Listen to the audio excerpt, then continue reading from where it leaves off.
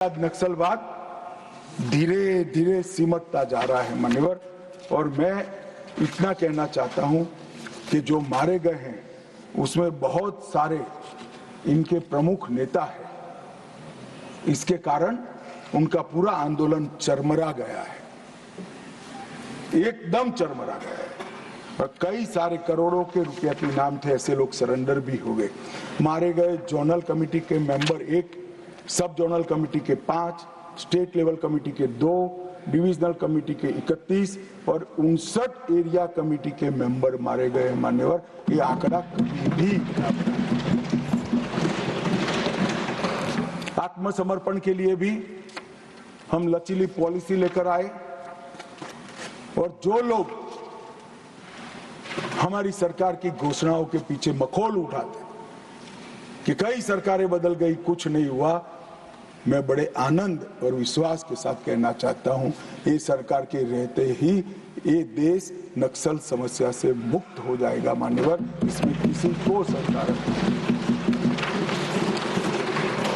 जब इच्छा होती है तो बहुत कुछ होता है, मगर इच्छा होना बड़ा महत्वपूर्ण होता है मान्यवर। नॉर्थ ईस्ट की समस्या को भी कमोबेश हम समाप्त करने के कगार पर है मान्यवर। वहां पर भी हिंसक घटनाओं में 70% की कमी, हताहत सुरक्षा बलों में 72% की कमी और हताहत नागरिकों की संख्या में 85% की कमी है।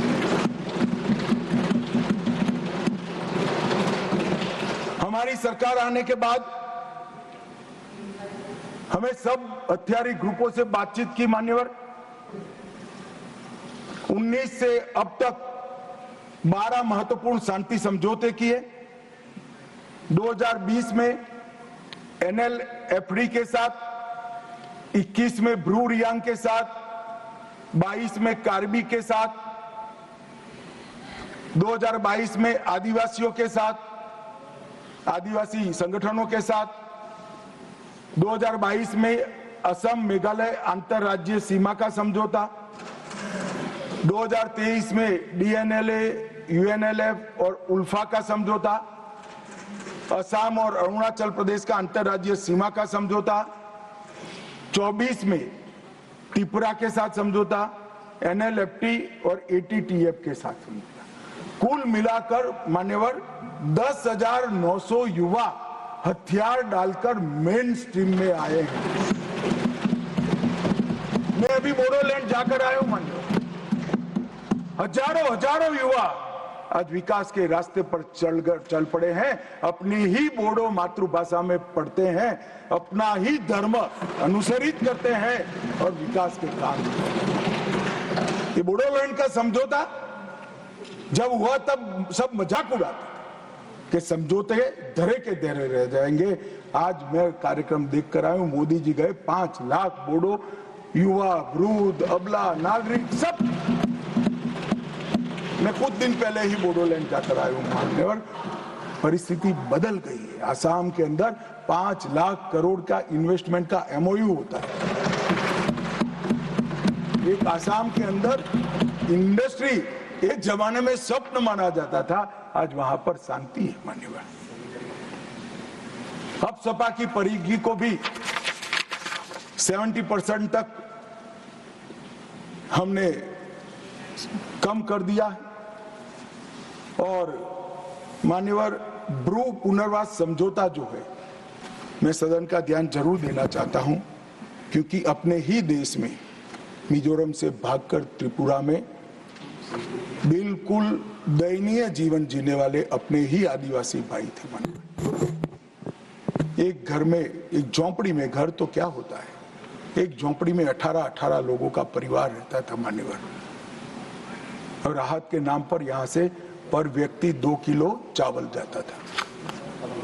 हमने सबके सब 37,000 ब्रू रियांग परिवारों को 150 यार्ड का घर दिया, एक सामुदायिक भवन दिया, स्कूल दी, हेल्थ केयर का एक पास में ही दवाखाना दिया, और सभी घरों से 2 युवाओं को स्किलिंग कर आज उनको स्वरोजगार की दिशा में आगे बढ़ा रहे हैं। मैं 8 महीने पहले वही क्षेत्र को देखकर आया हूं जो मैंने 5 साल पहले देखा था। आसमान जमीन का फर्क पड़ा है। और सारे ब्रू रियांग भाई दोनों हाथ जोड़ जोड़कर अपने ईश्वर से नरेंद्र मोदी को दुआ देते थे, मांगते थे कि भगवान भला करे। 6,935 परिवार, 37,584 लोग, उनको नर्क के जीवन से बाहर निकालने का काम नरेंद्र मोदी सरकार ने किया। ये जो कहते हैं ना संवेदनशीलता चाहिए, संवेदनशीलता क्या होती है थोड़ा समय निकालकर ये ब्रू भाई के घर पर जाकर एक चाय पीकर आइए तो मालूम पड़ेगा संवेदनशीलता क्या होती है। मान्यवर, हमने विकास के बजट में भी 153% की वृद्धि की। तेल मिशन, बांस मिशन, जैविक खेती और अंडा, मच्छी और दूध में नॉर्थ ईस्ट का इंडिविजुअल 8 राज्य आत्मनिर्भर हो ऐसी कार्य योजना बनाकर हमने समृद्धि के रास्ते खोले। मान्यवर, 17 विद्युत परियोजनाएं, 40 जल आपूर्ति, 44 शिक्षा की, 43 स्वास्थ्य की, 7 खेल की और 4 पर्यटन की नई परियोजनाएं 70% भारत सरकार के बजट से गई। रेलवे में 81,900 करोड़ का इन्वेस्टमेंट, सड़क में, हाईवे में 41,500, ग्रामीण सड़क में 47,000 और 64 नए एयर रूट और हेलीकॉप्टर रूट को शुरू कर एयर कनेक्टिविटी को भी हमने पुख्ता किया है। इससे मान्यवर दिल्ली और नॉर्थ ईस्ट का भौतिक अंतर तो कम हुआ है, ये तो एक सिद्धि है ही है, परंतु इससे बड़ी सिद्धि है मोदी जी ने दिल्ली और नॉर्थ ईस्ट के दिलों का अंतर भी कम कर दिया। मान्यवर, आज सबको लगता है कि हम भारत का हिस्सा हैं। वाइब्रेंट विलेज के तहत अकेले अरुणाचल में 4800 करोड़ रुपया भारत सरकार ने इन्वेस्ट किया है।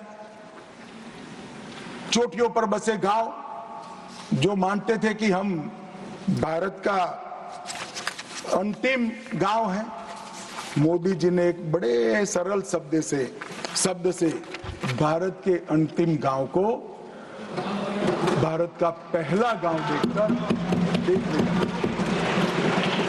मैं किबुत्ज में गया था, भाई किरण भी मेरे साथ। पहला गांव कहते ही जो नई ऊर्जा का संचार मैंने वो चोटियों पर रहते हुए हमारे नागरिक भाइयों के मन में देखा है, शरीर में देखा है और उनके उत्साह में देखा है, मान्यवर, वो अवर्णनीय था। और ये सारी सिद्धियां ऐसे नहीं आती, दृढ़ राजनीतिक इच्छा शक्ति चाहिए, वोट बैंक की चिंता करे बगैर कठोर फैसले लेने का मादा चाहिए और देश की समस्या ही का निवारण ही अपना लक्ष्य है, इस दृष्टि से काम करने की नीति चाहिए। इसके साथ साथ मोदी जी ने आतंकवाद के खिलाफ जीरो टॉलरेंस को धार देने के लिए कानूनी आधार भी बड़ा मजबूत किया।